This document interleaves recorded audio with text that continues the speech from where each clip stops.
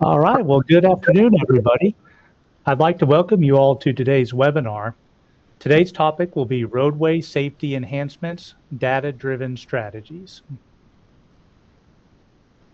Before we get started, I wanted to touch on the webinar controls that you should see here on your screen. And we'll get to that here in just a second. All attendees are currently in listen-only mode, so you're all muted at this time. You see where we have both the questions and materials highlighted up towards the top of our example here. The question pod is where you'll type any questions or comments that you have. Feel free to use this at any time, and we'll have several stopping points during the presentation where we'll stop to address any questions that you have. Finally, if you click the materials button, you should have one handout, which is a copy of this presentation. So you can click on that to download it for future use. My name is Tally Faulkner, and I'll be handling all the technical support for today's webinar. If you have any issues during the webinar, you can reach out to me in the questions pod. I'll definitely be monitoring that and checking any questions that appear there. Or you also can email me, and you see that email address there, which is arltap@uark.edu. The instructor for today's webinar is Stacy Williams. Dr. Williams is the director of the Center for Training Transportation Professionals and is also on the faculty of the Civil Engineering Department at the University of Arkansas. This webinar is sponsored by the Arkansas LTAP program, and Patrick Thomas with RDOT is the program manager within RDOT. Today's webinar will generate 2 hours of Road Scholar credit through the Arkansas LTAP program, and you will receive a certificate, which will probably be mailed to you by the end of next week. Keep in mind that you must attend the full webinar to receive a certificate. Finally, if you have a group attending with you today, please let us know who's attending with you so that we can make sure all attendees receive a certificate. To do that, please send an email with your list to, again, that same email we were talking about previously, which is arltap@uark.edu. And with that, I'll turn it over to Dr. Williams. All right. Hi, everyone. Glad to have you with us this afternoon. We're going to be talking about safety, and I know that safety is important for all of us. I'm going to start out with a poll question real quick. So let me pop that on your screen. That should be launching right now. So within your agency, I'm going to start out by just gauging, do you feel that your agency has a strong plan for improving safety? So what do you think? We've got some choices there. Yes, they are very proactive. We try, but don't always know what to do. Would love to, but can't afford it. Obviously, any of those improvements do have a cost associated with them. Or no, we need improvement, or I'm not sure. So whatever you think, how you feel about your actual agency.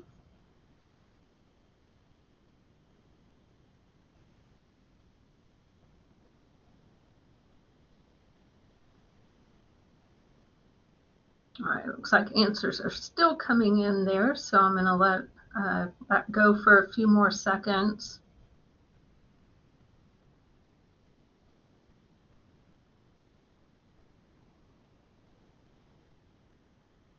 All right, just a couple more seconds. I'm going to end that poll. So if you have any last second answers you want to plug in there, go ahead. And I'm going to end that. And the results should show on your screen, I think. Looks like we've got a really great group today. We've got 42% that say yes, very proactive. 42% also that say we try but don't always know what to do. And the other said would love to but can't afford it. So I'm going to close that and we will jump into the presentation. So first of all, we need to think about definitions of safety. So defining safety, it's really kind of difficult because we can put that in so many different contexts. Now, one context is your personal safety. Do you feel safe? What is your personal experience? And we can relate that to a level of comfort or discomfort. And then maybe you're an engineer or a designer or work with the road department and you have a different perspective on the safety. And we're looking at things like designs. How do we design something, a facility for safety? And typically we're looking at something like some standards or some requirements. Sometimes it's policies that have been set or national standards, those type of things. And so we tend to try to make that a numerical thing where we can relate a measure of safety to a certain measure or design policy that we have in place. And then we can also measure that by looking at crash frequencies, and we want to get that below maybe a certain threshold. And then from a legislative perspective, we're oftentimes looking at statistics. How many fatal crashes have we had? How many injury crashes have we had? So from different perspectives, we can assign different definitions to safety. Now in Arkansas, which is where we are, RDOT has a strategic highway safety plan. They've done a really good job on putting this together. The current document spans 2022 through 2027. So a lot of this is looking at kind of the history of what we have going on in terms of crashes, what initiatives we want to address and move forward with in improving safety. And on the right side of the screen, you'll see the Toward Zero Deaths. And that is a mantra that many states have adopted or something similar. And there was a commercial that RDOT put together, and it's been on for a couple of years, off and on. They'll run that commercial, and they interview people in different communities and go to them and say, how many deaths do you think are acceptable in terms of traffic crashes? And at first people will say, I think we should reduce them by half, or we should reduce them by 75%, something along those lines. But then they turn the question around to how many are acceptable for your family? And of course they all say, well, 0. And that is our ultimate goal. So I think that kind of takes us from a numerical perspective back to making it a personal perspective. And that really drives home the point that what we are doing as a roadway agency and managing a roadway network in terms of safety is how can we cut that number of fatal and injury crashes down to 0? Is that realistic? Probably not. Is that going to happen? I would love it if it did, but I don't think realistically we can say that that's a tangible goal at this point, but that should always be the end goal. Now, if you look at trends, going back to 2016 through 2020, you can see on the left, we've got the orange graph, and then on the right is the blue graph. The orange are the fatalities, and those are fatal and serious injuries in Arkansas over that time frame. And it's really hard to get a sense of, are we increasing or decreasing, because there's a lot of variability in the data. In terms of fatalities, 2016 to 2017, we dropped somewhat, but then we went back up. We go back down. 2020, we went back up. Serious injuries also went down and then back up a little bit. But when you plot that by a rolling average, and if that's a moving 5-year average, then those trends look a little bit different. So we have to get a larger scale picture to see what's really going on. And obviously, again, our goal is to reduce that and take those numbers down. And we want to look at a safe systems approach. So what RDOT has put together is 6 principles that they really want to target. And we know that deaths and serious injuries are unacceptable. They are part of it at this point because humans make mistakes. Humans are vulnerable. And so these are things that we have to address and really kind of break down the details of these features to be able to improve the safety on our roadway network. Now, the responsibility for this is shared. It's not fair to say, well, there was a crash on that roadway, so the highway agency is obviously at fault. This happened, and it's something that they have to fix. It's not always a they situation. It needs to be a shared responsibility. It's everyone's responsibility. But we also know that safety is proactive. And another thing that we will continue to see is that redundancy is absolutely crucial. We can do one thing to a roadway to improve safety. That doesn't mean we're finished. We can always be improving. We can do something else to make that roadway safer. Now, the holistic approach to safety is to look at that big picture. We want to look at who are the road users who are using our network. So we're targeting all users, and we think of those as drivers on the roadway, especially if you're with a road department or city street department. We're thinking of those drivers on the roadways, but also we have pedestrians, we have bicycles, we have transit. All the modes of transportation need to be included so that all users are also included. We need safe vehicles. The vehicles that are being used on these roadway networks need to be up to par. They need to be in good working order. So are there things that we can do to help the vehicles themselves become safer? Safe speeds. Speed is always a big thing that creates some issues in terms of safety. So being able to manage those speeds, enforce speed limits and such. Safe roads. We're going to talk mainly about this kind of thing. What can we do to the roadway to help improve safety for all users and all facets of the system? And then another piece of this from the big picture is post-crash care. What can we do to make sure that if someone is injured, that emergency services can get to them as quickly as possible? Now in Arkansas, I think every state collects statistics and they analyze those and try to figure out where are we going to get the most bang for our buck when we start looking at what types of crashes to zero in on and try to improve. When Arkansas took all of the data and started looking, it turned out that roadway departure was a big deal. So about 2/3 of all fatal and serious crashes in Arkansas could be attributed to roadway departure or run off the road crashes. The roadway departure accounts for about 74% of the traffic fatalities that we have in the state and about 65% of the serious injuries. So that's a big player in this game. So definitely something that we want to address.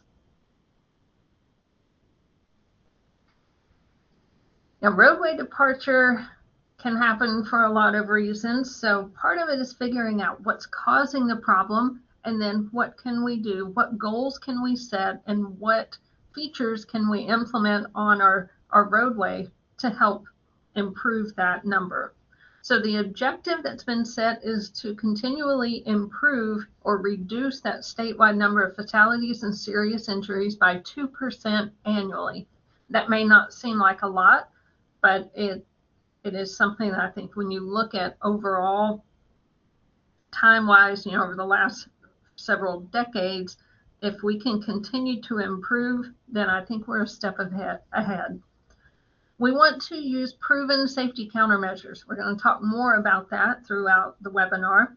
Part of it is maybe increasing enforcement and then also conducting road safety audits to further look into specific locations that maybe need to be addressed. So let's get back to our thinking on safety. There are lots of types of safety. One is objective, one is subjective. Objective is usually thought of as a quantitative measure. It's independent of the observer, so you can measure something and get some number to describe safety. So we use things like crash frequency, the crash severity. Subjective is very much based on perception, and that is really a big part of safety. It's how that person feels when they're on the roadway. Does it feel like a safe roadway? Do they feel scared while they're driving? What is it that makes them feel that way? And is there something we can do to change it? Looking at metrics, we often try, especially engineer types, we like to look at graphs and figures and things and get all of these numbers and be able to measure safety. And those are part of the metrics to say, are we doing a good job? Measuring all of those things is certainly helpful, but it's not necessarily a good descriptor of safety. So just to touch on this again, you see the green line, it's kind of a stair step on that graph. So we have a greater crash risk, and then with some design dimension, suddenly we drop that crash risk. And that might be something like changing the curve radius or changing the lane width. So we might have a set of design standards that says if you have X amount of traffic, you could have 10-foot lanes. If you have more traffic or you have these other characteristics, then you need to move to an 11-foot lane. So 10 versus 11, that's kind of a stair-step type of metric. But does that magically increase safety by an equivalent percentage? And I think we all know that that's not true. Safety, substantive safety, is a continuum. So in reality, no matter what kind of design procedures we're putting in place and what those numbers are, we're going to see this change is really more of a curve.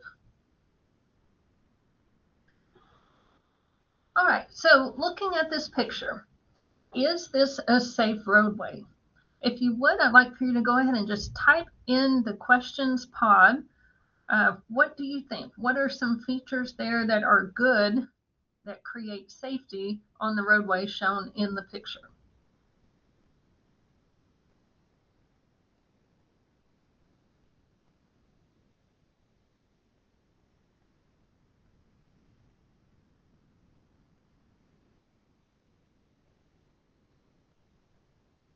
All right, we've got good edge stripes, also rumble strips. We've got good visibility, clear zones on either side of the road. So definitely there are some good things here. However, if I were to show you the next picture, it looks a little bit different. So there's kind of a surprise curve there. From the left-hand perspective, the picture on the left, you don't see that the roadway is turning. In fact, you see a roadway straight ahead. And if you look closer, you realize, well, it doesn't have the same striping, doesn't have the same shoulders. It does look like a different roadway. But as a driver who's just sort of going along, and you kind of get lulled into this, what are you thinking about? Are we always looking at every single feature of the roadway? Obviously not. So you think, oh, the roadway is ahead, and then suddenly you top the hill, the roadway actually curves. We also have some safety features there. We have guardrail. So good things were done, but it still takes the driver by surprise to some extent.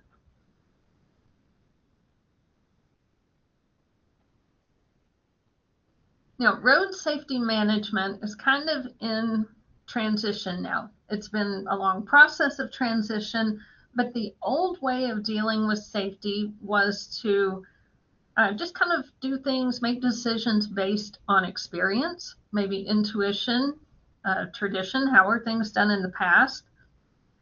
Maybe we have some descriptive analysis like crash frequency, crash rates, type, severity. We have a lot of data, but most of the time we would look at something and say, hey, we've had a lot of crashes here. Let's check this spot out, see what is it that's creating that problem, and let's fix it.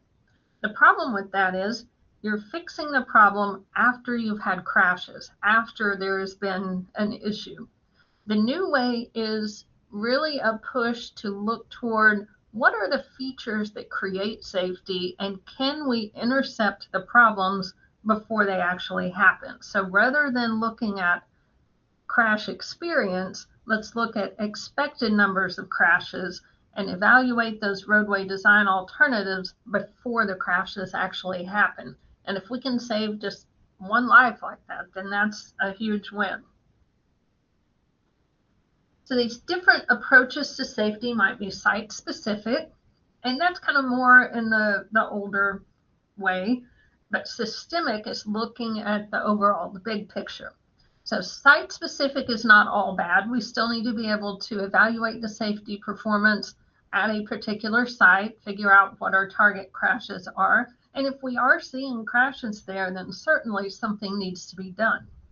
So identify the problem, implement some countermeasures, And countermeasures, if you're not familiar with that term, is something to counteract the safety issues at a particular location. So it might be something like installing rumble strips or wider edge lines or safety edge, something along those lines.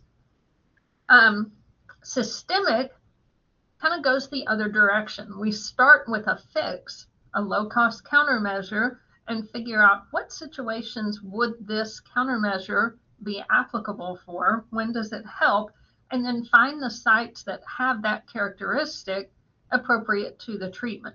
And then implement that, and hopefully we can identify some low-cost treatment so that it is economically feasible.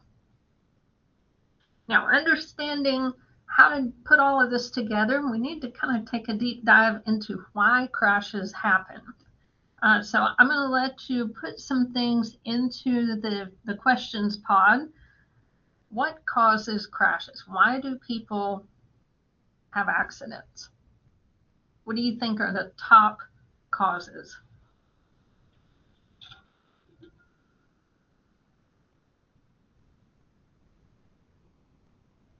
I'll give you a minute or so to type into the questions pod.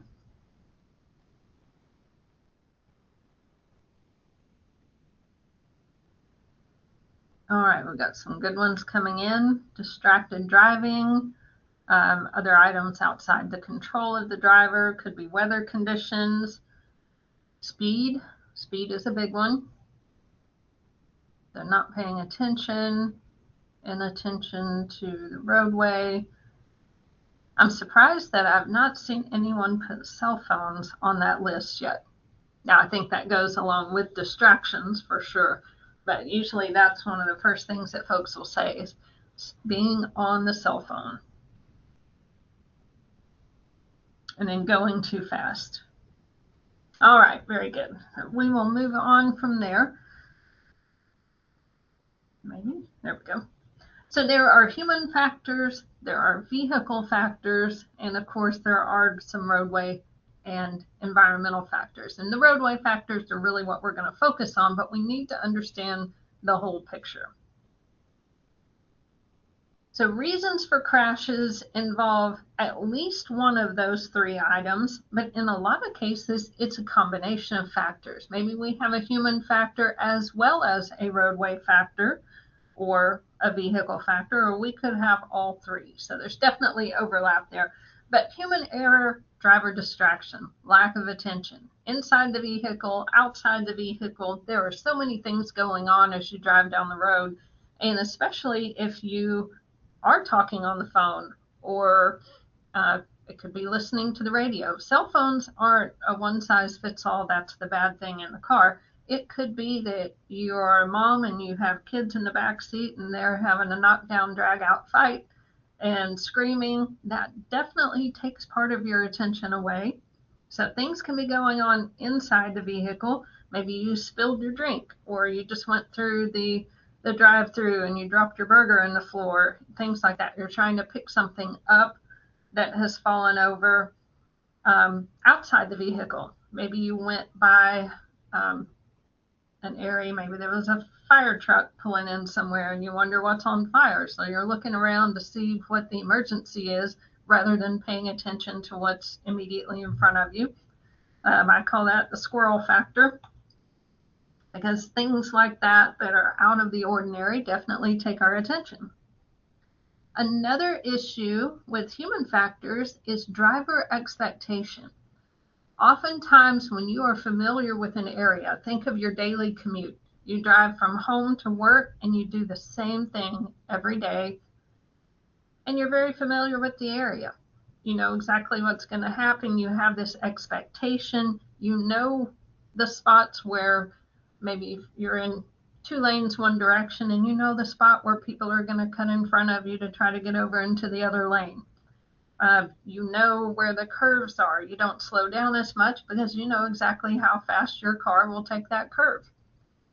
29% of accidents happen between 2 and 5 miles from home. So does that mean that the roadways are more dangerous close to home? Now, part of that is that you're super familiar with it and you may kind of zone out and not pay attention to some of the details, but also that's where we spend the most time. 1% of accidents happen more than 50 miles from home.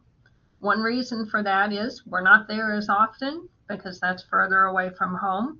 But also, what happens when you go to a new place? You're not familiar with the area. You may not know the directions, and you're really paying attention because you don't know that area so well. And then another thing that has been documented is that near misses occur 2,000 times more often than actual crashes. And that's specifically for urban intersections. But if you think about that in all cases, there are a lot of near misses. And why do people almost mess up? You know, that last minute correction that takes care of something and prevents a crash. We have no data for that. So there could be locations that are perceived as dangerous and people have a narrow miss with a problem, but we have no data. Nothing is recorded, no police report, no crash statistics, nothing. Those are the kinds of things that really we need to know, but there's no way to collect that data. Now, from a driver perspective, what are you doing? When you drive, you are maintaining control of the vehicle. You're trying to maintain a certain speed, hopefully within the speed limit. You have to look around you. You have to interact with other vehicles. If you're on a freeway with multiple lanes, you've got merging, passing, following. There are signs to read. There are signals to pay attention to. There's quite a bit to look at, quite a bit to think about. If you are not as familiar with the area, maybe you're also having to pay attention to your navigation system. What is your route? How do you get there? Where do you turn? What lane do you need to be in to take that exit or that turn? So you're reading signs, you're using landmarks, and that's a lot to do all at the same time. Add on to that some distractions, and you've definitely got a lot to do. Driver expectations also impact how you interact with other drivers. If you see a driver up ahead that turns on their blinker, you anticipate that they're going to change lanes or they're going to turn, and you assume that that's true. Sometimes it's not true. Sometimes you get behind a vehicle that has their blinker on for a really long time, and you eventually figure out, oh, they don't know their blinker is still on. But you may make a decision if you're on the side street and there's a car coming on the major street with their blinker on, they're going to turn. You may assume that they're going to turn before they get to you and you've got time to turn out. If that's not true, that can create a crash. We assume things like freeway exits will be on the right side of the road. That's not always the case. And if a driver is assuming that and then realizes, oh, I need to be over in the far left lane, and they cross multiple lanes of traffic at once, that creates an issue. Everyone else has to adjust. We assume typically that at the intersection of a major and minor roadway, that the minor roadway is the one that will have to stop. That's where the stop control will be. Not always the case. At an intersection, we assume that left turners must be in the left lane. Usually true, but maybe there are 2 left lanes, left turn lanes. In some cases, there may be 3 left turn lanes. We assume on a freeway or major arterial that we're not going to have to stop. Maybe we've been on a freeway and that freeway goes into a town and suddenly there's a intersection and we've got a stoplight. Didn't see that coming. Now there probably were warning signs. We need to convey that to the driver. But if you are maybe behind a big truck or not paying attention, maybe you missed that. We sometimes assume at intersections that when you're waiting on the light to turn green for you, that the protected left turns go first. And most of the time, at least here locally, I would say that's true, but there are some lead lag signal timings. It may not always be true. If you're familiar with the same route that you drive every day, you know the timing of those signals, you know the sequencing and how that cycle works. But in an unfamiliar area, maybe as soon as you see green, you just think, oh, that's for me. How many of you have sat at an intersection and kind of drifted off listening to the radio or looking at whatever, pretty trees, whatever it might be, and you're in the through lane and the person next to you is in the left turn lane? They get the green arrow and start to go. Something in your peripheral vision says, oh, we're going now. I've got to look up and pay attention. And you will see vehicles that kind of jerk start and then stop really quickly, kind of not paying attention. There was a green light, but it wasn't for them.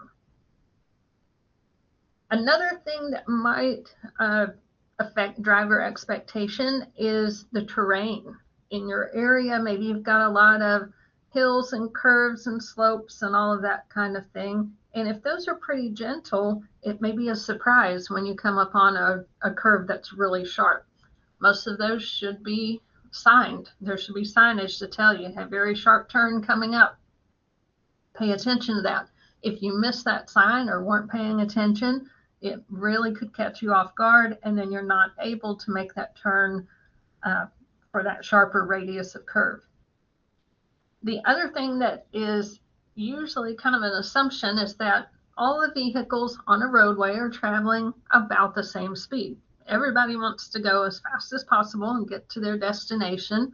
So if we're all going roughly the speed limit, everyone's moving together.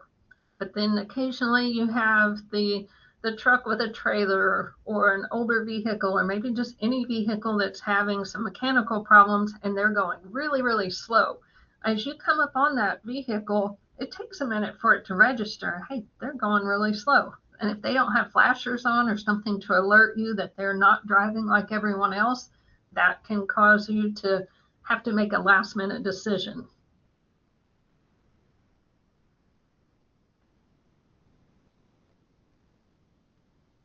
Now, couple that with driver performance. We have these expectations, but when things don't go as expected, how well do we react? Well, depending on your age and experience, that could be really variable.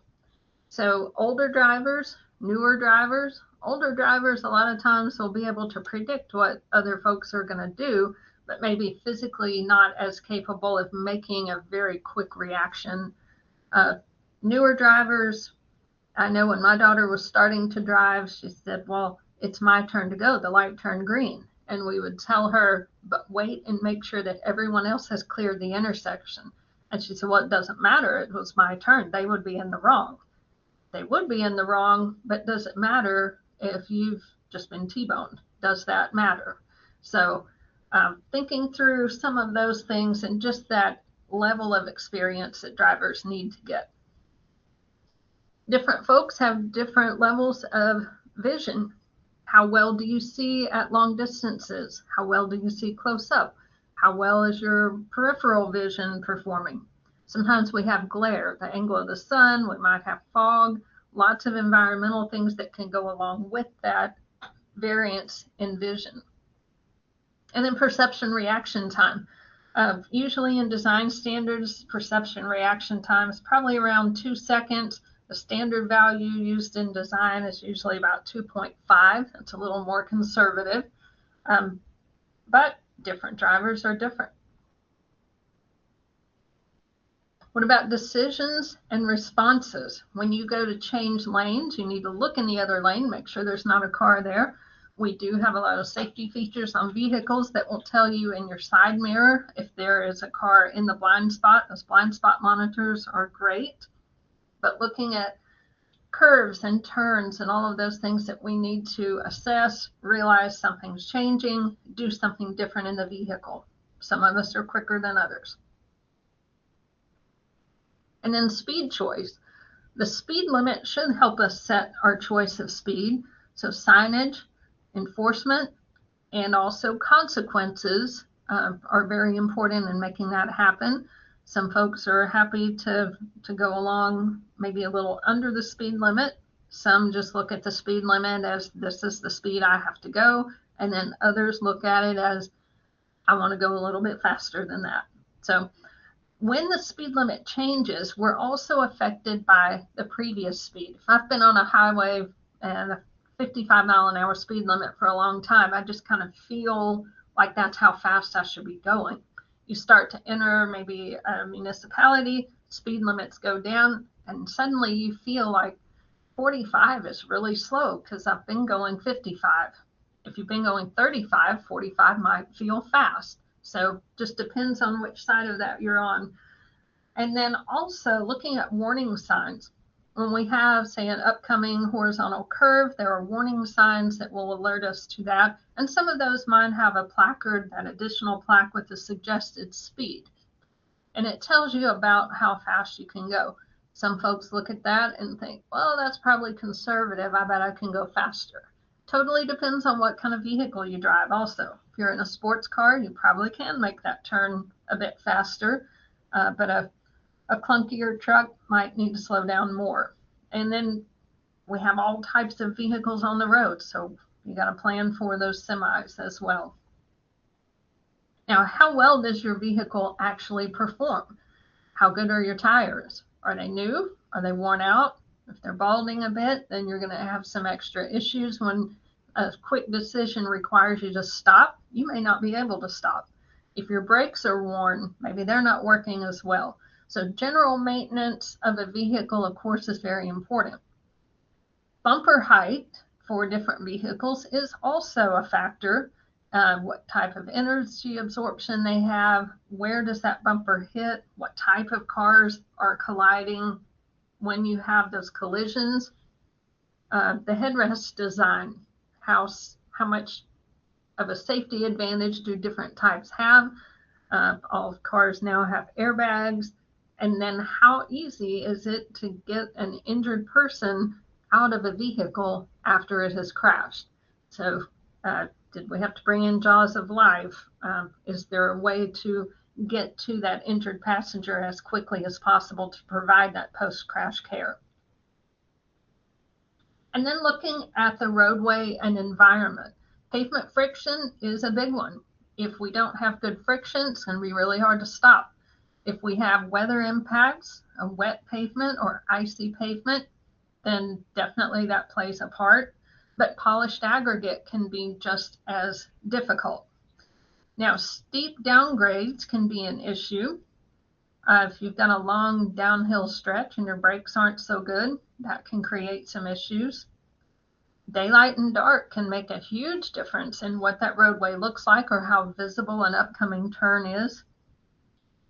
Lane width, roadside features, curves, sight distance, even poorly coordinated signal systems can affect how drivers perform on those different roadways.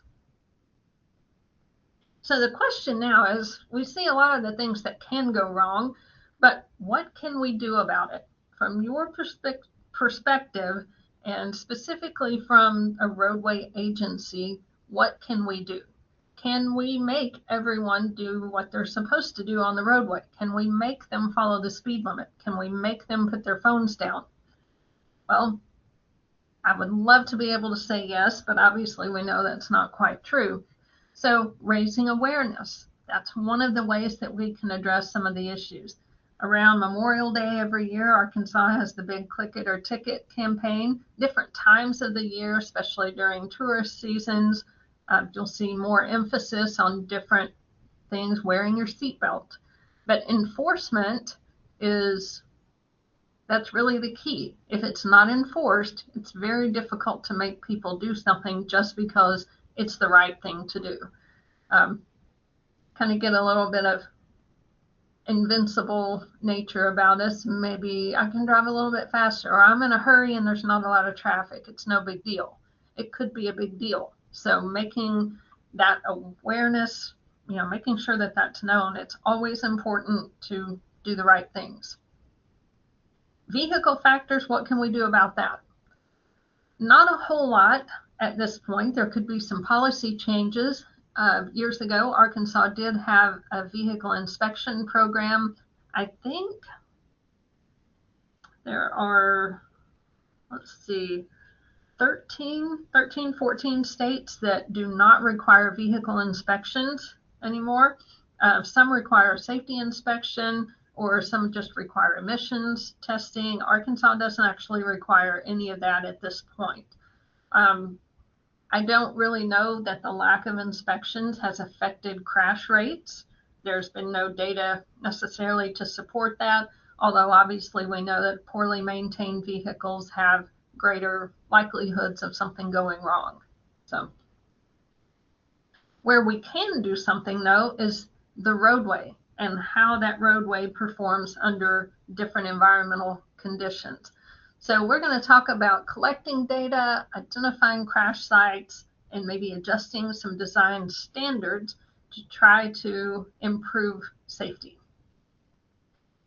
Now, common data elements. We want to know about crashes because even though we would like to preemptively prevent those crashes from happening, we know they are happening. So that's also data that we need. So crash data, roadway data, and then exposure data. How many people are exposed to the situations that we are seeing?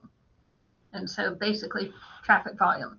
Now, crash data is going to give us things like the location, the severity, roadway conditions, the lighting, the weather, date and time of the crash, users involved, the vehicles, what the drivers did, hopefully.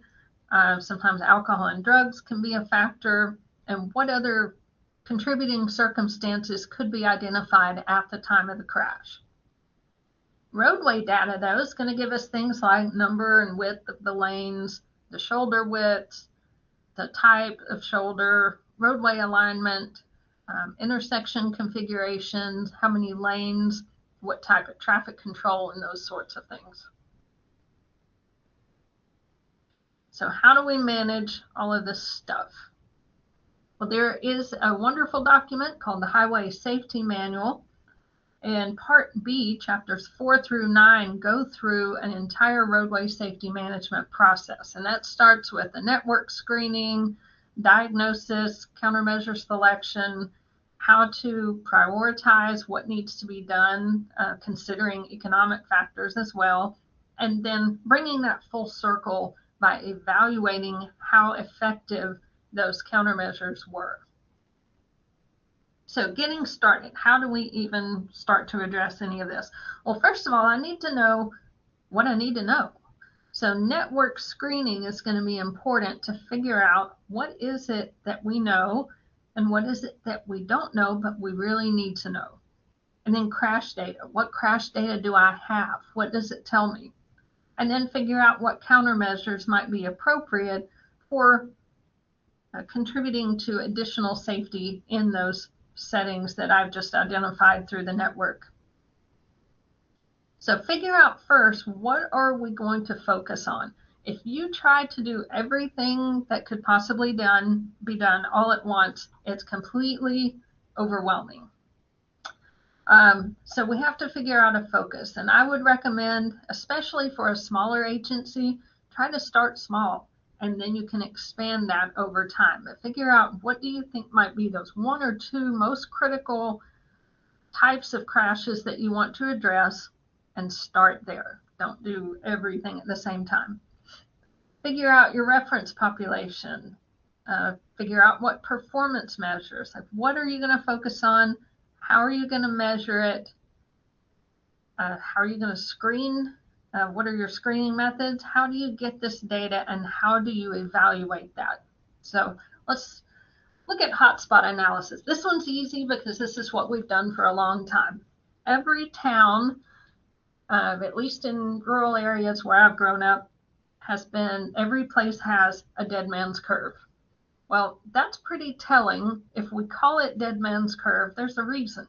So that would tell me that immediately everybody in town knows at least one place that's pretty dangerous. So what are those hot spots that might be an issue? Do we have high volume or high exposure areas? Well, of course we do. That's where most of the traffic is. And what you will see is when you start looking at how many crashes happen in certain locations, you're going to have more crashes where you have more vehicles. Does that mean that the intersection or that stretch of roadway is more dangerous? Not necessarily. It may just be that we have the same likelihood of a crash that we would somewhere else. We just have more traffic volume. Okay? But it's still important because more exposure means there is the potential for more crashes. So we have to be careful statistically how we look at it, but it doesn't necessarily make it less important. Now, the knowledge of the area, I think, is huge. So one thing that is super important is for every agency that has their roadway, the street department, you've got your crews that are out working, you've got maintenance workers, have them pay attention. They know a whole lot about what's happening, what the roadways look like, what have they seen.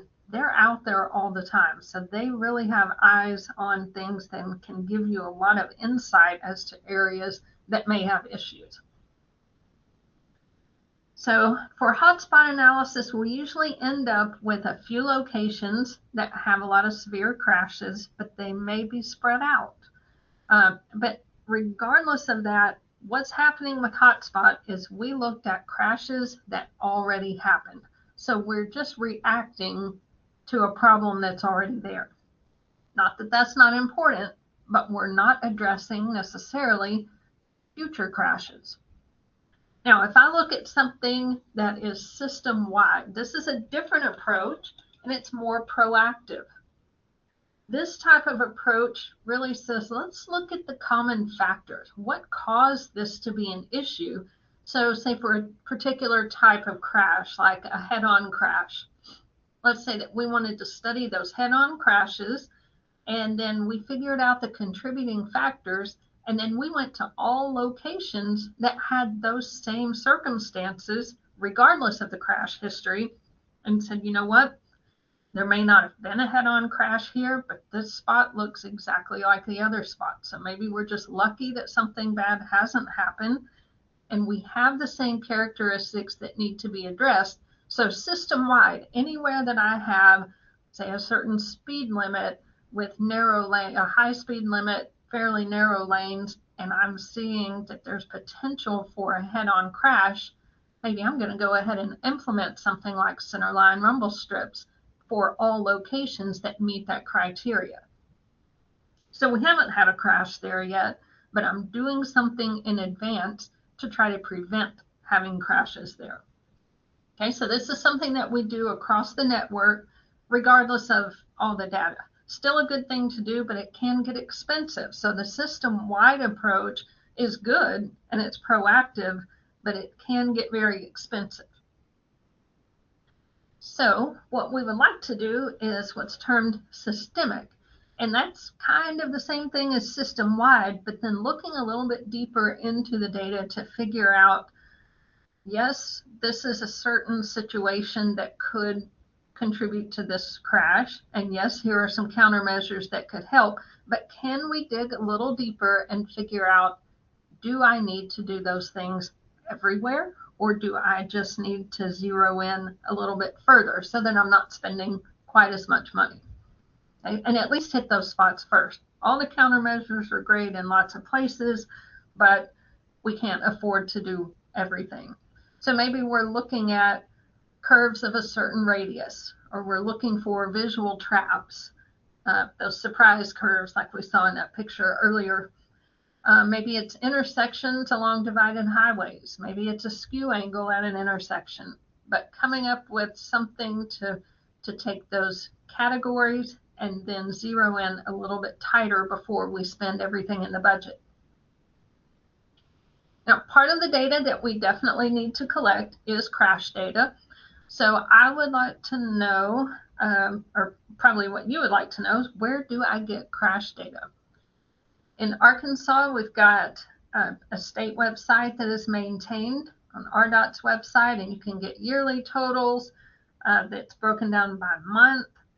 And then you can see a lot of trends. You can pull data in so many different forms. It's really a great site, has tons of information. So that Arkansas Crash Analytics tool, you can zero in, you can look at a county, you can look at total numbers of crashes, And then based on those accident reports that have been turned in, all of this is loaded into a database. So you can look at a map of where are rear end crashes happening, where are single vehicle crashes happening. You can filter it by so many different things. It's amazing. You can spend hours and hours just kind of picking through this to say, oh, wow. And when you look at data visually, I feel like that is the best way to do it, where you can really see some things jump out at you that are like, oh, we really need to consider this, or I need data that's more specific for this type of crash. You can see here on the screen, it will break things down in terms of crashes during daylight and dark. It can be broken down by the type of user. It's in a motorist, it's in a pedestrian, bicycles, types of crashes, level of injury, all kinds of information there.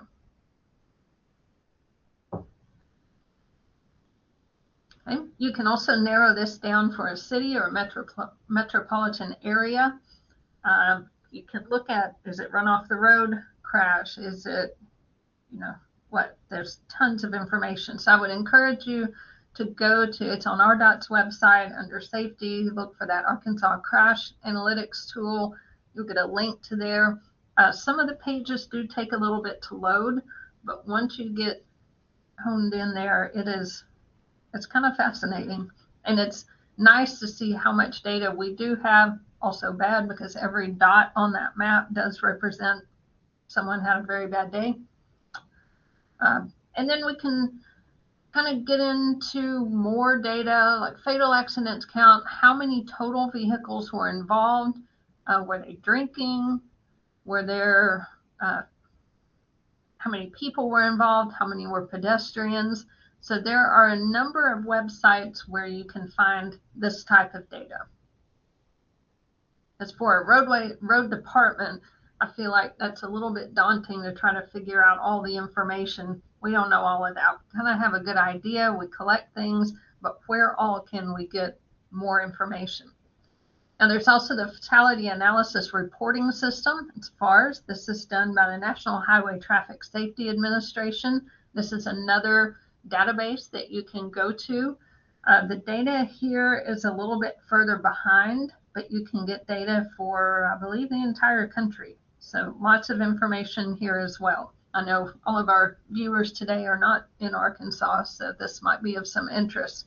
But the biggest thing that I want to point out here is a lot of times when we're talking about a local agency, maybe it's a small municipality or a rural county, you don't have a lot of crash data. If you had tons and tons of data, you could do a lot of analysis. You could figure lots of things out.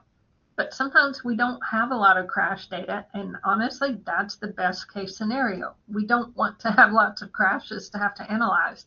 So if you don't have frequent crashes, it does make it harder to figure out where are those dangerous spots? Where are the problem areas? I don't have a lot to work with. And if I do just look at crash data for the few crashes that have happened, that's just a hotspot analysis. That's not an overall proactive approach. So that's why it gets a little touchy and back and forth between the proactive and the reactive types of data collection. Now, what FHWA would like us to do is to really look at the systemic approach. And the great thing is I can look at some of those national and state level crash tools and get data for other locales. Are they like you? Are they a similar sized city? Maybe similar in terms of rural versus urban. Look at what other cities and other states have going on. You can access some of that data. Are there trends? Do you have a sister city somewhere that you have a lot in common with for whatever reason? When you start looking at their traffic patterns, is that something similar to you? What did they do? Did it work? And start to incorporate some of those ideas. But again, we're trying to figure out what are the target crash types? What are we working with? So prioritize that, pick out some locations, select some countermeasures, do those projects. try to identify some funding sources, especially if you're using some of the newer countermeasures that are being promoted by FHWA. There may be some grant funding available that can help you afford the expenses of that. And then evaluate, how did it work? So we've gone full circle in trying to figure out, what are we starting with? What do we need? How are we going to get it? And then how do we use those countermeasures? All right, there it goes. All right, let's pause for a minute. And do we have any questions? Yes, we have had one question that's came through. And as we talked about earlier, if you guys have any questions that come up as we go through this, feel free to get those posted in the questions pod, and we'll look at them and get to them as we move along. So far, the one question we have is conducting a roadway safety audit a proactive measure?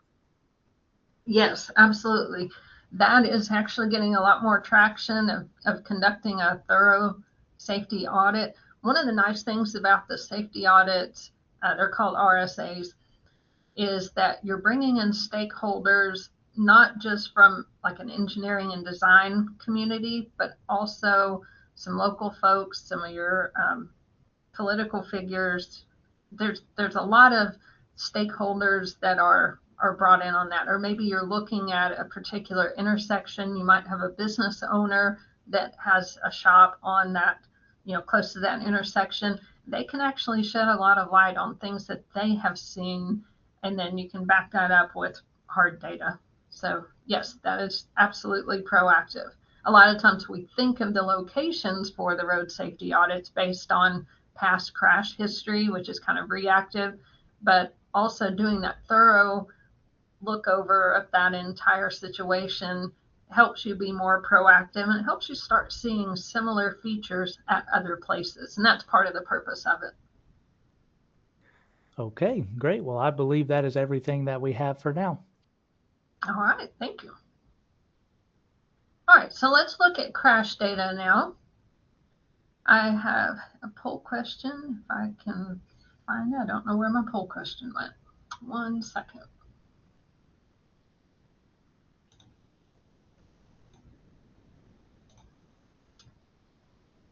All right, so I'm posting this question. It says, how does your agency collect crash data? Use a state or national reporting system? Do you have a local reporting system that's separate from your state level?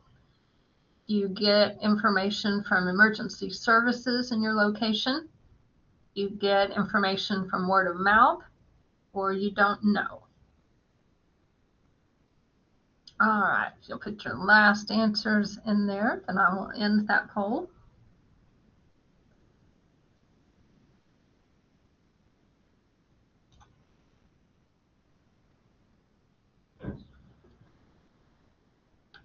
All right. Looks like about a little over half are collecting information from a state or a national reporting system. About a little over a quarter of you from a local reporting system, and then some from emergency services.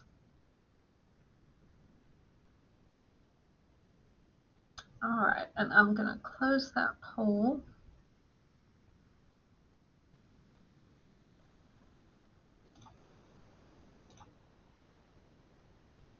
And that should put us right back in the presentation. Okay, so for crash data, I think states and municipalities are getting a little bit more organized with collecting that, and with all the technology and the digitizing of things and maps and records and databases, I think there is a much better effort nowadays to be able to put all of this into a collaborative system. So Arkansas has eCrash, and we are supposed to, if any police, sheriff's department, whatever, is involved in putting together information on a crash and is aware of that, they are required by state law to submit that. I think there's a slide coming up on that soon. But some of the elements that need to be captured are not always captured. So that's kind of what makes it difficult. So we don't get all of the pieces of information that we would like to have, every time there's a police report written for a crash. So some of the basic elements that we usually get, I would say, are weather conditions, because it could make a difference. Is it rainy? Is it dark? Is it light? What kind of visibility do we have? What time of day is it? That can definitely impact what caused the crash, as well as how do we fix that problem. The location, do we have proximity to any risk factors like curves or intersections? Sometimes we don't necessarily know that, but if we know something about it, it may not be marked as, oh, this was close to a curve necessarily, but we could also look at the location and think, yeah, that probably was. The type of users, that should be definitely included, especially if we have pedestrians or bicyclists. Those are typically referred to as vulnerable road users. But also, do we have young people, maybe school-age kids, or do we have elderly folks that are using that area? That could be a factor that we would like to know. And then the vehicles, what type and number of vehicles, I think we just about always get that. Alcohol, we may or may not know if alcohol was involved unless it was a very obvious case. We don't necessarily know about distractions unless the driver maybe admit that, but it could be so many different things. Sometimes drowsy driving can be even more dangerous than other things. And then excessive speed, that usually will be listed if it's an issue, but sometimes it's not just speeding for the sake of speeding. Sometimes it's just aggressive driving, and those may be two very different mechanics. The other thing that we need to know from this crash report is the injury severity. Most agencies will work on the CABCO scale. That is where we use the letter K to indicate a fatal crash. A is a serious injury. B is an injury was evident but not considered super serious. C is a possible injury, and O is no apparent injury. Now, one note on this is that a fatality is considered, of course, if the person is pronounced dead at the scene, but also if they pass away within 30 days of the crash due to the injuries that they sustained during that crash. And a fatal crash is termed as at least one fatality, but there could also be other injuries. So in that case, it would be listed as a fatal crash, and you don't count the injuries as a separate thing. Now, crash types. There are a number of different little systems for how to refer to this, and I don't know that we have super good consistency across different agencies, but vehicle type, usually an arrow is used for a vehicle. The dashed line on the arrow means a pedestrian, and then long dashes refer to someone that was there but not necessarily involved. Vehicle movements, we need to denote what, if there were turning movements or what was going on. So you can make the left arrow or the right arrow. The straight forward is that forward straight through movement. And then the arrows, a triple arrow on the other end of that would indicate that one of the vehicles was in reverse. Crash type, we've got the end-to-end arrows. That would be a rear-end crash. When the arrows are facing each other, that refers to a head-on crash. The third one down is an angle crash. You can see one straight and one at an angle, but also nose to nose. Then we have side swipe crashes. One is same direction, and again, the arrows are showing which way each vehicle is moving. We can also have side swipe opposite direction. The little swirly thing is an out of control vehicle. Then we have the collision with a fixed object. So that's the straight line to denote the movement of the vehicle that they've hit. It looks kind of like a sideways T there. That is a fixed object. A turning crash be where we show one making a left turn, the other vehicle going straight. Severity levels can be denoted by shapes. So we've got a triangle, which is property damage only.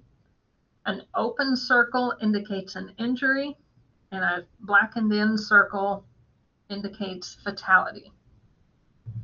Some other abbreviations would be for the roadway surface. If it's dry and clear, we would have a C. W is wet. S is for snowy or icy. O is for other. And then lighting, D is for daylight. N is for no light. And L is for nighttime or dark time, but there were street lights, so lighting was there. All right, so let's do an exercise here. I'll go through the first one, and then I'll have a couple for y'all to do. In this case, we can see the triangle. It's an open triangle. We have two arrows, so there are two vehicles. One was making a left turn, one was going straight. So it is a left turn crash. We have property damage only, that's that open triangle. C means that it was clear, daytime, nope, nighttime. So we have a left turn crash, property damage only. It was dark and clear. So the weather was good, but it was dark. All right, next one. So if you would type in the questions pod what you think happened here.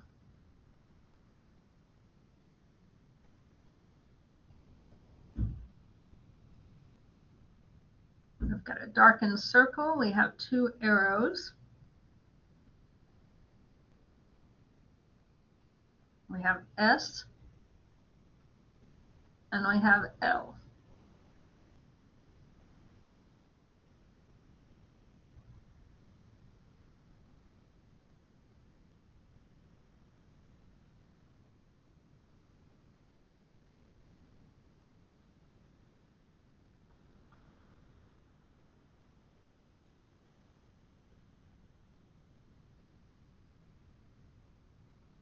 All right, so here we have a head-on crash because those arrows are aimed at each other directly. That's a closed-in circle or darkened circle indicates a fatal injury. S means that it was snowy. There was snow or ice on the road. And L indicates that it was dark, but there were street lights. Okay, so head-on crash with a fatality, snowy and dark with streetlights. All right, next one. What do you think here? Go ahead and type your thoughts into the questions pod.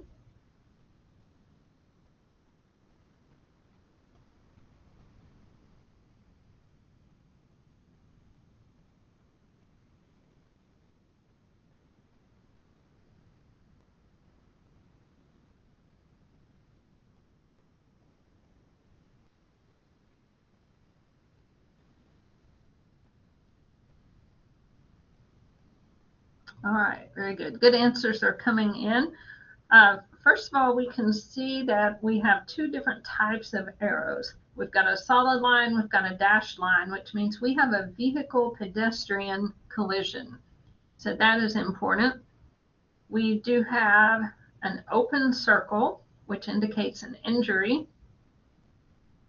We see a W, which means the pavement was wet and it was dark, but there were street lights. And just because there are lights does not always make a pedestrian easy to see. Okay, so vehicle pedestrian collision with injury, wet pavement, dark with street lights. All right, so let's say that we've collected those kinds of crash diagrams over time, and we see that a lot of those are happening at the same place or the same area within your jurisdiction. You can put together a collision summary. Now this one has, I think, 19 different collisions. So the bad news is that there were 19 different collisions, but we do have a lot of data here.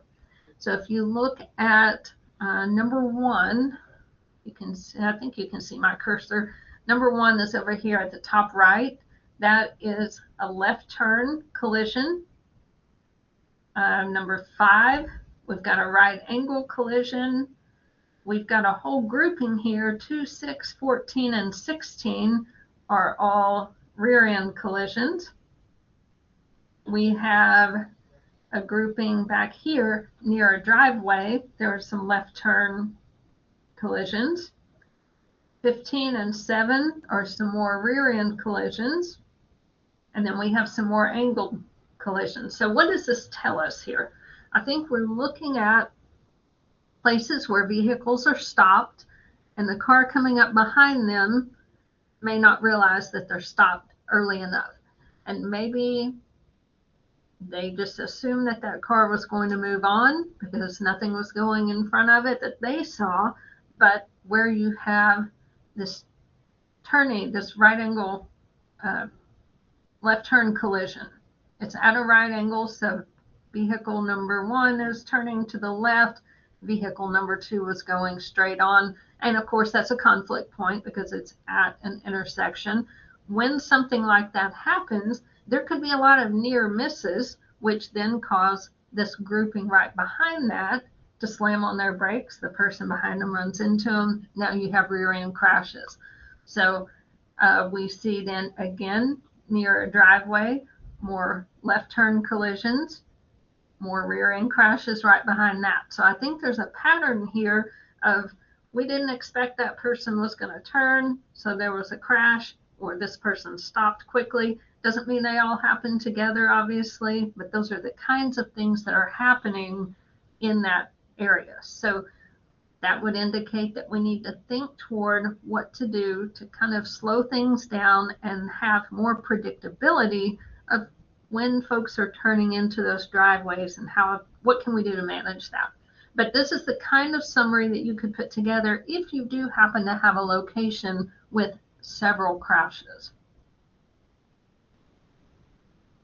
Then we start looking at some of the diagnostic questions. What are the characteristics of the areas of interest identified in the screening process? So is it geometry? How wide are the lanes? What does the roadside look like? What are those features? Do we have sidewalk? Do we have good clear zone? Do we have good visibility? Sometimes in town, there's so much going on. We've got sidewalks, we've got lots of signs, we've got businesses with their signs, lots of stuff to look at. So what is it about that makes this a difficult location? What about turn lanes?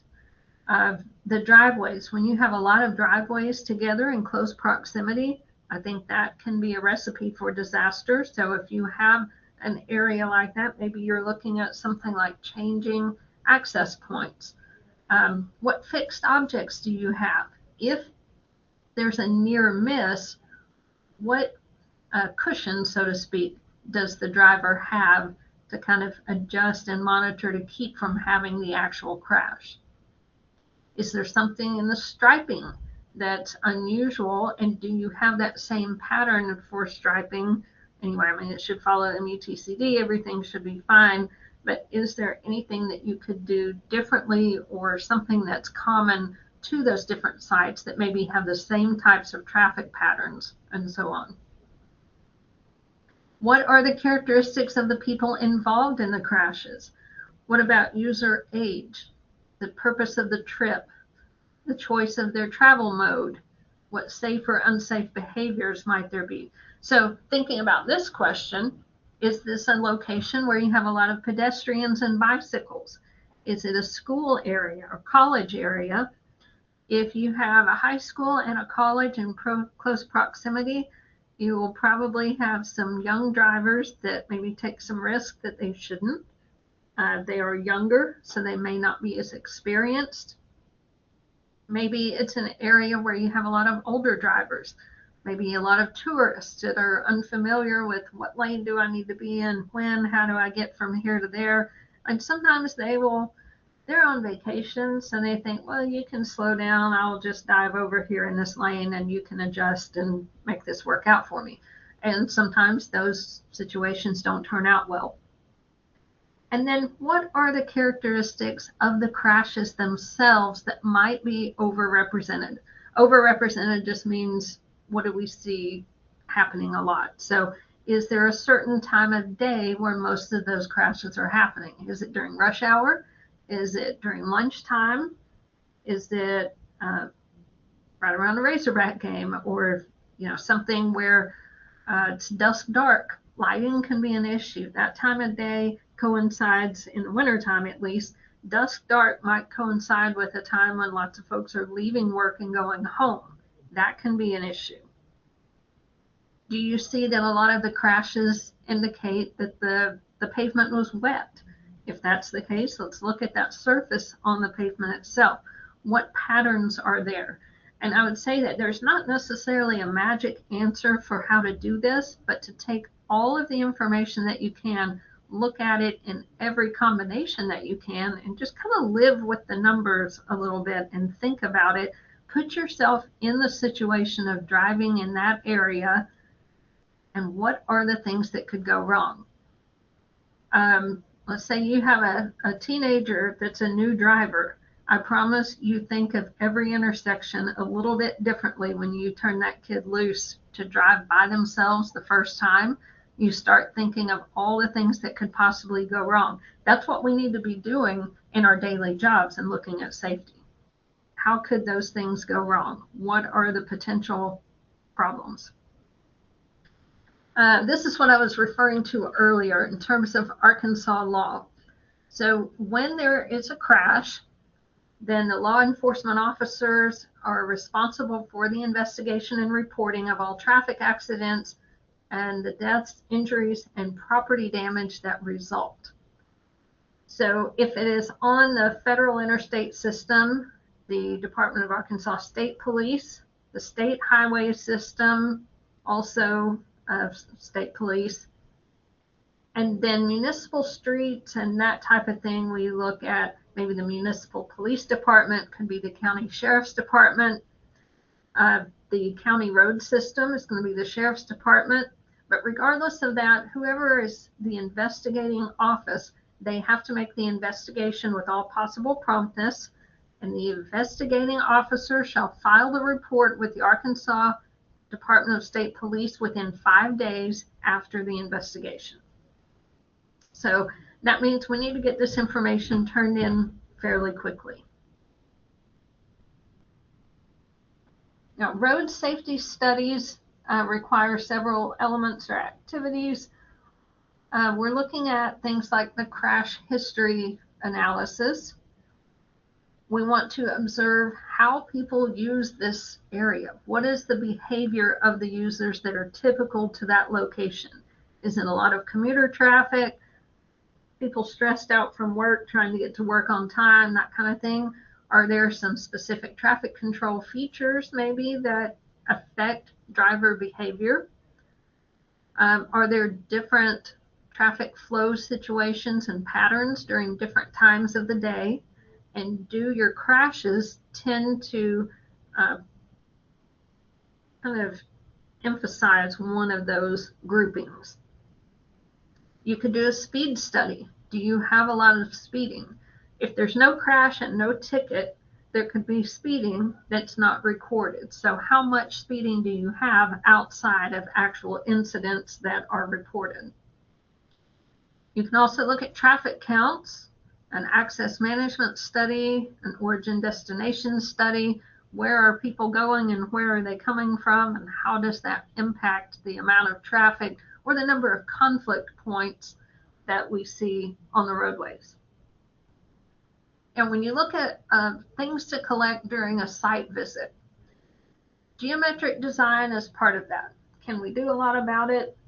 Not for low cost, but if we see that there are features that are contributing to crashes, we at least want to have this documentation to make a case for what to do better next time.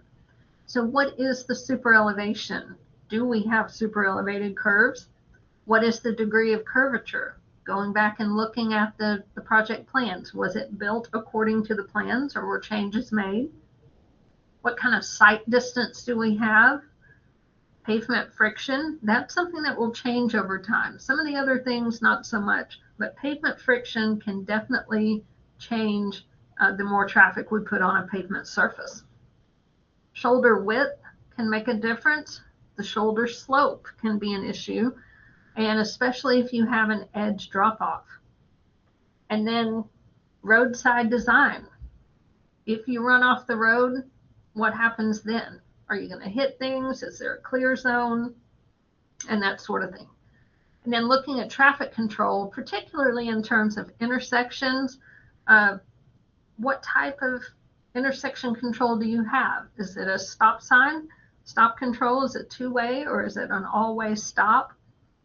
Do you have a yield sign? Do you have maybe a fifth leg of that intersection that makes it kind of weird and not your typical four-leg intersection? If it's on a highway, do you have passing lanes? What is the guidance? Are the pavement markings showing up well, and is it clearly conveyed when you're allowed to pass or not? Is your striping still in good condition? Is the striping visible at night? Is the striping visible in a heavy rainstorm? What is your lane width? What is the lane alignment? Do you have any merging, tapers, that sort of thing? Where are your signs placed? Do they follow the guidance by the MUTCD?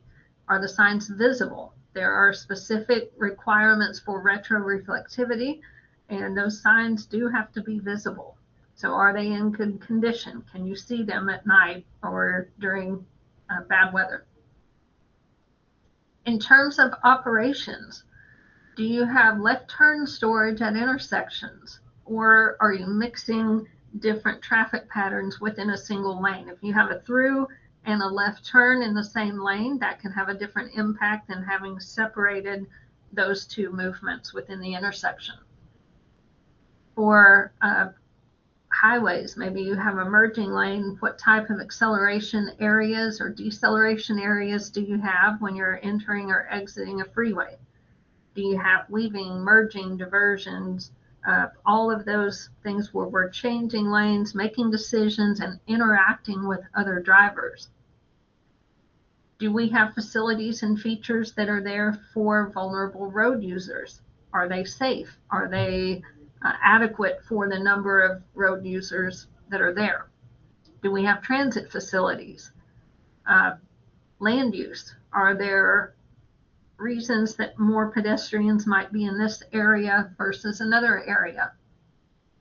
And then another thing to look for in your site visits, and this is really where the maintenance folks and your road crews come in handy, look for things that indicate maybe not a crash, but maybe almost a crash, or something that was not reported, but skid marks on the roadway. Something happened and there was an incident of some sort, whether it was reported or not.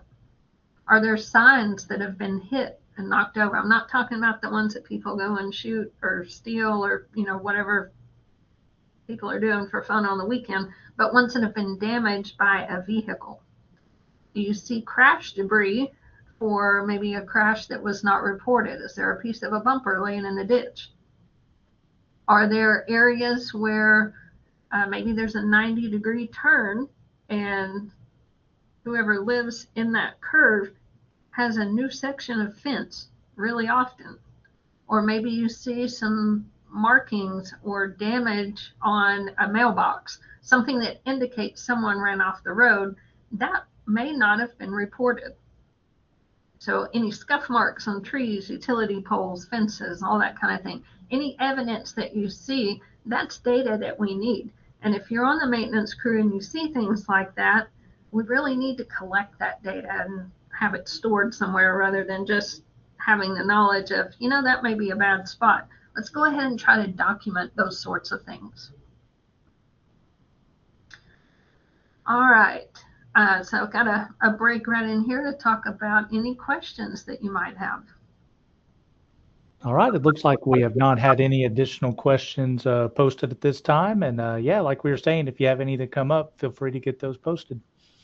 Super. All right, let's talk now about crash modification factors. I don't know how many of you know what crash modification factors are. I'm going to call them CMFs because that's a little bit easier to say. But I do have a poll question, so I'm going to go ahead and launch that. Are you familiar with the crash modification factor clearinghouse? Yes, I use it frequently. Yes, I've used it before, but not that often. Or I've heard of it, but not used it, or never even heard of it. All right, looks like the majority have either never heard of it or heard of it, but not used it. So what is a crash modification factor? Well, this is a numerical factor, and it describes the change in the probability of crashes after a safety treatment has been applied. It's based on a value of 1. So let's say that we'll use rumble strips as an example in this thing. So let's say that we have a history of run off the road crashes, and we're looking maybe at horizontal curves. So I have had some accidents in a location, and now I've installed rumble strips. If that number, the number of crashes changes, then I'm going to have a modification of crashes based on the treatment that I've applied. So if my CMF is 1, that means it didn't actually change. If my CMF is less than 1, that means the number of crashes went down. And if the CMF goes up, that means I actually had an increase in crashes. We don't want to see that, but that can actually happen. So for example, let's say before we installed those rumble strips, we had 20 crashes per year. And if I have a crash modification of 0.9, that means there will be 90% as many crashes as before the treatment. So we had 20 per year, and now I've installed rumble strips. Now I expect to only have 18. That's kind of a terrible example because I would like to see less than that if we install rumble strips. Now, there is a related factor called the crash reduction factor, CRF, and that represents the percent reduction in crashes. So a 0.9, like we had on the last slide, that means if I do something, this whatever treatment, I'm going to have 90% as many crashes as I had before, which is the same thing as saying a 10% reduction in crashes. Now, does it matter which one you use? Not really, but make sure that you're paying attention to which one of these factors is published when you're researching a certain type of treatment. So neither one is right or wrong. It's just very important to keep up with which one is which. Now, for a crash reduction factor, if you had an increase in crashes, your CRF would actually be a negative number. Now, to find this clearinghouse, basically there is a website, and I don't even have it on here because if you go to Google and type in crash modification factors clearinghouse, this is exactly where it's going to go every time. And this is, it's on the FHWA website, but it's kind of an offshoot of that. So it's funded by the US DOT, Federal Highways, and it's maintained by the University of North Carolina. They have a highway safety research center. So it's been out for about 15 years now, and it has a lot of great information.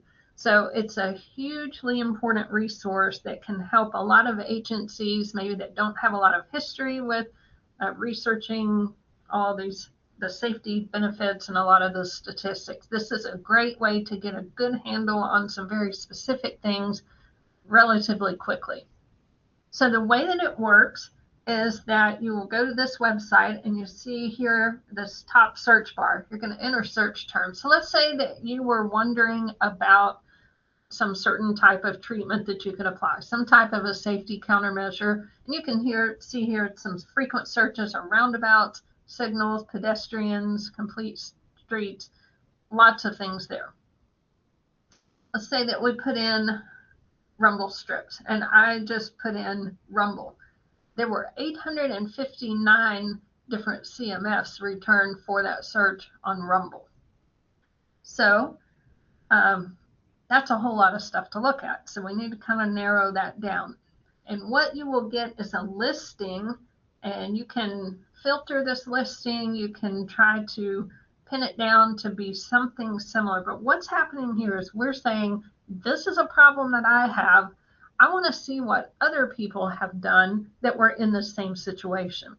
So when you start filtering, there are a number of things. The star quality, you can look specifically at just US and Canada, crash types, weather, time of day, crash severity, roadway type, area type, intersection type, and the list goes on.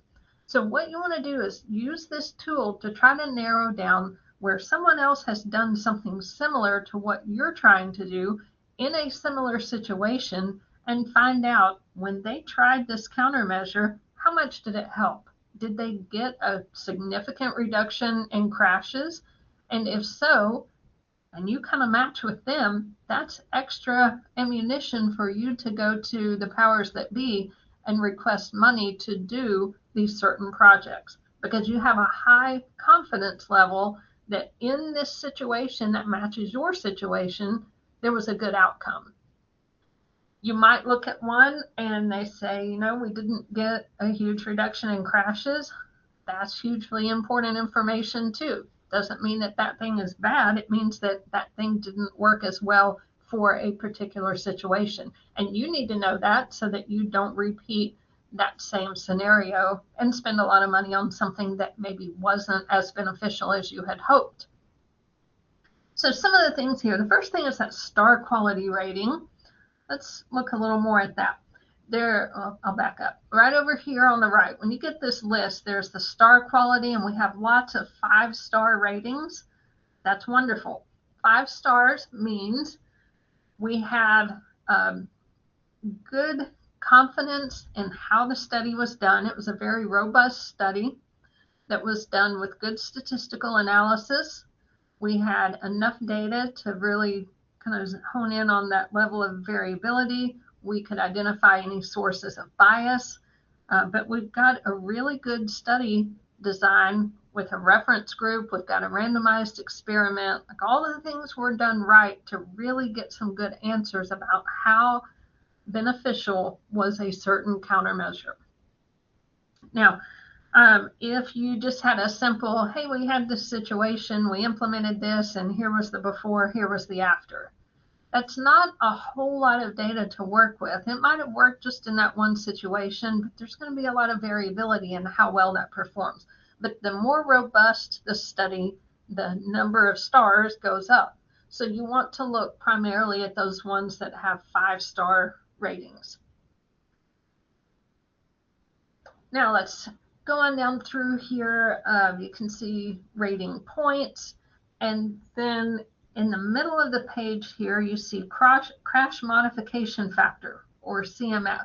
The value for this particular situation, this was a safety evaluation of center line plus shoulder rumble strips, and it tells the author who wrote the paper, who did the study, when was it done. This was 2015, and they came up with a crash modification factor of 0.63. So what does that mean? That means we reduce the number of crashes.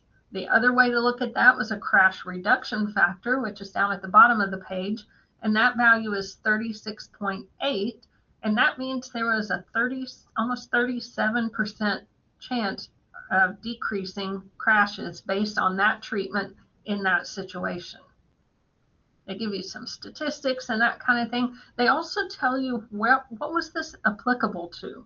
So the applicability for this particular situation was the crash type of head-on crashes. All severity types were included. Roadway types weren't specified, but minimum and maximum number of lanes were 2 lanes, so 2-lane roadways. So does that match your situation? Okay, if so, keep reading. The area type was rural. It was an undivided roadway. We've got traffic volumes, so you can see, is that kind of the same as what your city or county might be dealing with? And then more details. When was it added to the clearinghouse? Some comments. It says CMF for head-on crashes, all severity levels for 2-lane roads. It excludes intersection-related animal crashes. So that gives us a little bit more detail. And then you can click on that study, read an abstract, and if you really want to do the whole thing, you can download the entire document to look at how well does that match what you did. In this particular one, they had geometric traffic and crash data that were obtained as treated 2-lane rural road locations in Kentucky, Missouri, and Pennsylvania. So this wasn't just one specific location. These were similar locations in 3 different states. So it was a little bit larger study.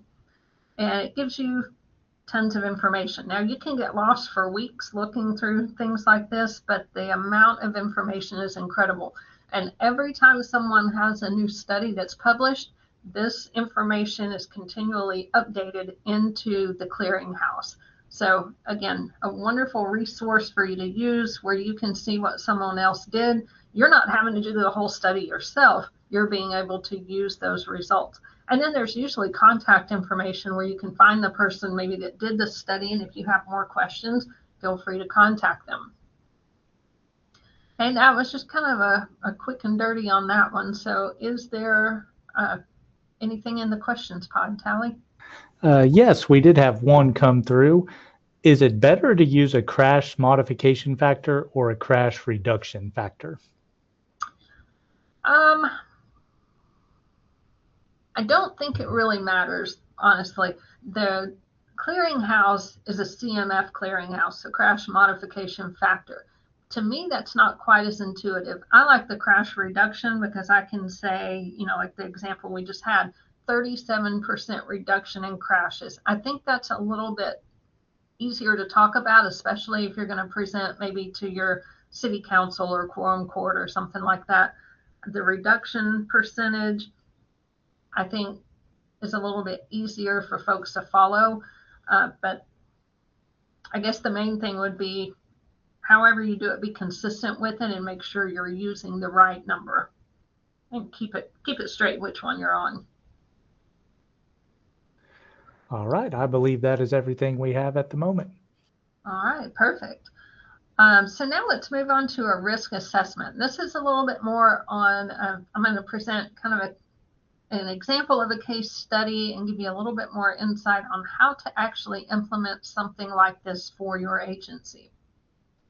So the case study that I'm going to be talking about was done in Washington State. It was a county, and they started out by just getting a lot of stakeholders involved and trying to identify the focus, the risk factors, collect a lot of data, figure out what the risk factors are that were contributing to these crashes and prioritize those, and then look at certain locations to apply some countermeasures and use that data to say, look, we're really trying to do the best we can to spend the dollars where they're going to do the most good. And that's our goal.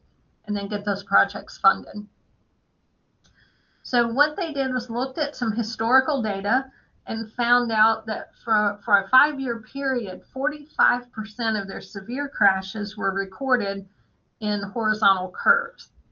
So looking at collision history, they had, overall numbers, what counties, some statewide data, how that compared, and collision type. Did they hit a fixed object? Did they roll the car over? Was it an angle crash, head-on crash, daylight, dark, all of those types of things. So taking the crash statistics that they had, and one of the things that jumps out there is that when you look at it by curvature, if you're on the straight, there were still a lot of crashes, but horizontal curves also had a lot of crashes, and speed limit.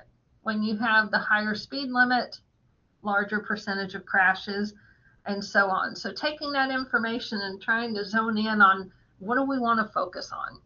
So now if we start to think about what are the things that can make a horizontal curve difficult to navigate.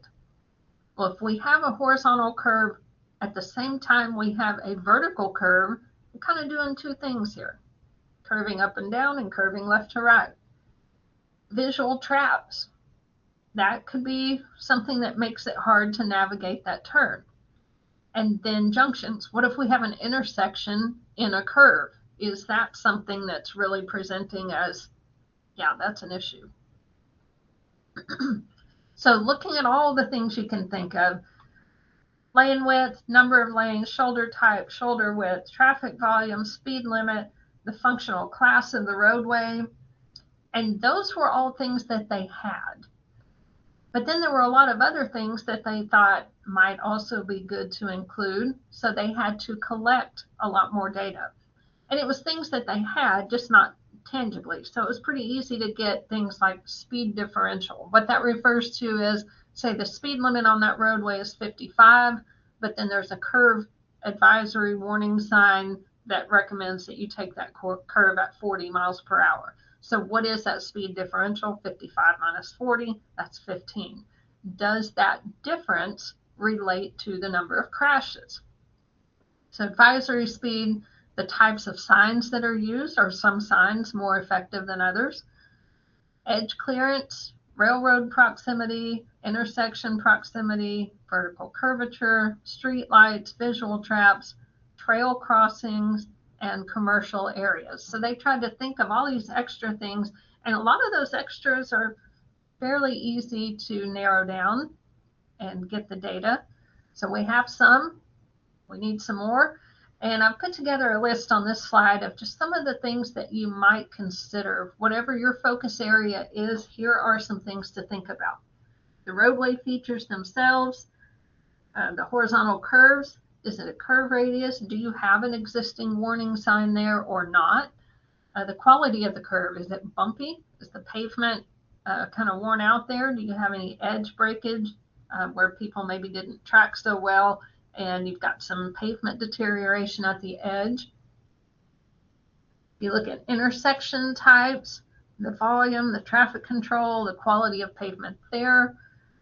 What about traffic?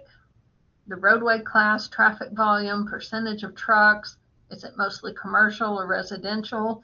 Any of these kinds of categories that you can put things in to just look at the data in different ways. And then railroads, visual traps, users, do you have a sidewalk? Are the vulnerable users kind of right at the edge of the road, or is there a clear space and then a sidewalk? Are you close to a school? Close to a senior center? What types of trips? Local traffic? Do you have a lot of folks passing through? So just collecting everything you can think of and getting that data is, first of all, do you have it? Or if you don't have it, can you get it from someone else? Sometimes we don't have it in the road department, but the emergency services or any department in your agency that has a database of things, can we figure it out from that? Just to alleviate having to physically drive to those spots. Or maybe you can pull up a map and look at some of these things from an aerial view. And then how accurate is the data? Where is it coming from? How confident are you that it is accurate? And then the big piece of it is looking at, does it relate to the crashes? And that's the most important piece. So for this case study, they went out and collected lots of things. If they had it, they got it from someone else. They either had it, got it from someone else, or they physically went out and recorded this data. So they put lots of information together, built their maps, GPS, and then came back and built this database where they could plot, and you can use Excel, and just plot graphs of all of the different categories and get those percentages. Where are the crashes happening and what does it relate to? One of the things that was a little bit surprising was when they took their number of crashes and plotted that against the federal functional class levels. That's your arterials, your collectors, your local roadways. They split that down into the rural minor arterials, rural major collectors, minor collectors, urban principal arterials, minor arterials, and major collectors. And there was a huge bar right here for the rural major collectors. So that says, hey, these are maybe the roadways that we need to focus on. Not that there may not be crashes on other types of roadways, but this one is very much overrepresented. That's what I want to focus on. And then do that for every piece of data that you have collected. Look at every graph you can think of. This is what takes a bit of time, but this is that living with the data to see what jumps out at you. Sometimes it's very surprising what will show up. And it won't be that, oh, I could have guessed that. It's not always the case. Or maybe you plot it and then you see it and you think, oh, that makes sense now. That's great. But having all of those graphs and really studying that data, compare everything you can think of, and then that will show you where some of your focus areas need to be. The biggest thing here is that it's a lot of work to collect all the data, look at all of these graphs, comparing all the data, but we don't want this to be so complicated that your typical local agency says, you know what, that's too much for me. I can't do all of that, so I'm not going to. We need to have something that's simple and easy enough to work with that we can continue and make this a sustainable process. So using a simple scoring system, what they did was looked at, first of all, how good was the data? If they were very confident that this data resulted in a higher score, then, or a higher percentage of crashes, then they gave it a higher score. And if it was a little bit harder to pin down whether that was related to the crashes or not, maybe they gave less weight to that score. So let's look at some of those. 1 point was given to things that they had high confidence in the data. Well, they know which roadways were considered major rural collectors. So any roadway that was a major rural collector got 1 point. So 70% of those were included. Intersections, we know if something is in an intersection or not, so that's not kind of a wishy-washy thing. We have good confidence that we can identify where intersections are. So intersections were also given 1 point, and 50% of the accidents showed up at intersections. Traffic volume. If you've done a good job of collecting traffic volume numbers, they saw when they plotted different ranges of traffic, they found that about half of the accidents happened when the volume was between 3,000 and 7,500 vehicles per day. That was something measurable. So also high confidence. Any location that they came up with that had that traffic volume range was given another point. Edge clearance. If you got edge clearance is not, it can be measured, but the quality of the edge clearance was what they were looking at. So you see in the little photo, right at the edge of the road, there's some grass, there's a tree that's pretty close, and they didn't do measurements, partly because of the time it would take, but they just kind of graded it low, medium, or high quality. So the lower quality edge clearance attributed to or connected with about 35% of crashes. And they were pretty confident in how they were ranking those consistently, so they also gave that 1 full point. One of the interesting things that showed up was the shoulders. They measured shoulder width, and they found that 40%, the highest category of crashes, was happening where the shoulders were wider, 4 foot or more. You would think it would be the opposite, but this is where plotting that data really makes a difference. Next, they had some factors that were definitely relating to crashes, but maybe not quite as strongly, or just wasn't as tight of a relationship. And speed differential was one of those. So when they had smaller differences between the posted speed and the advisory speed, they were seeing a little bit higher percentage of crashes. Visual traps, that kind of makes sense, but that's subjective. When do you say it's a visual trap? When do I say it's a visual trap? They weren't as confident with that data, so that was a half point.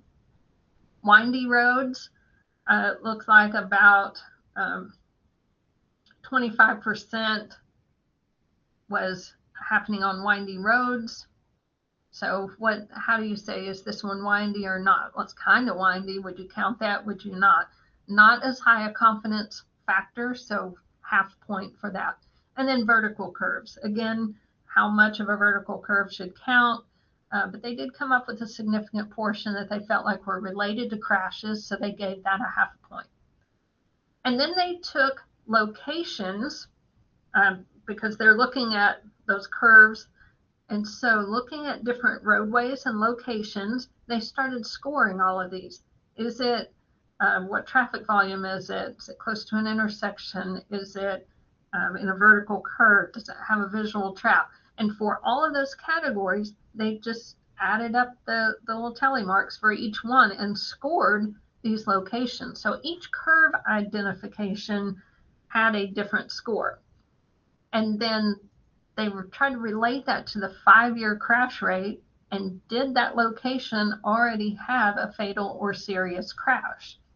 So by putting that scoring together, again, it's not rocket science. It's just looking at all the factors that the data showed were important. Do these particular curves also have those features?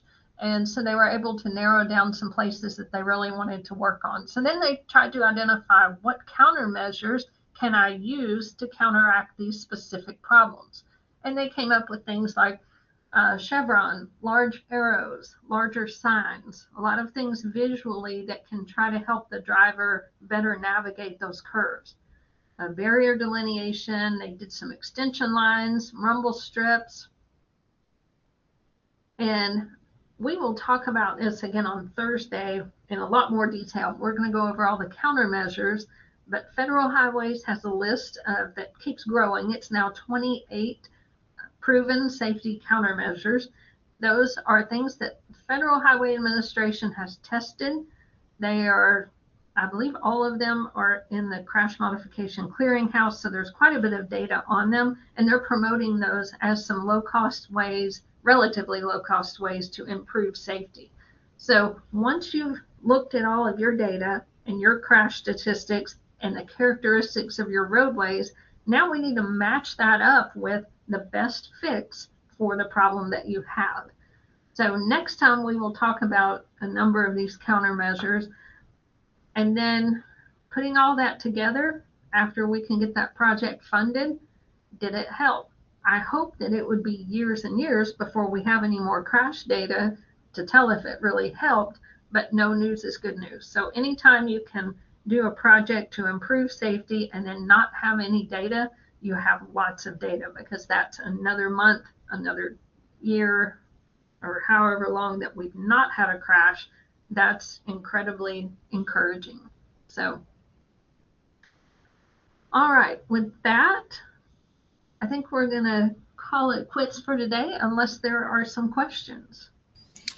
Okay, we have not had any additional questions come through, so I believe that's everything. All right, very good. Well, I look forward to seeing, I know most of you registered for both the one today and the one on Thursday afternoon. So we will talk about countermeasures and kind of put all of this in context of, now let's look at some specific things that can be done. How well have they helped in other areas and so forth. So hope to see you all Thursday, and we'll talk about countermeasures more at that time. All right, have a great day.